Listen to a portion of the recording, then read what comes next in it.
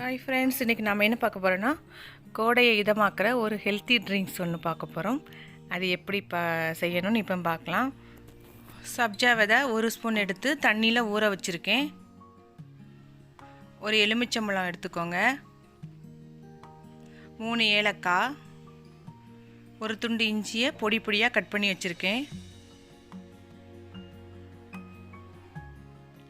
நாட்டு சக்கரை தேவையான அளவு, இனிப்புக்கு தேவையான அளவு எடுத்துக்கோங்க.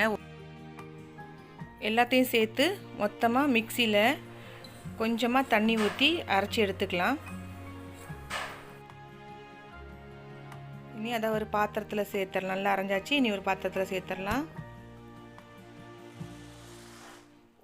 1 லிட்டர் தண்ணி ஊற்றிருக்கேன்.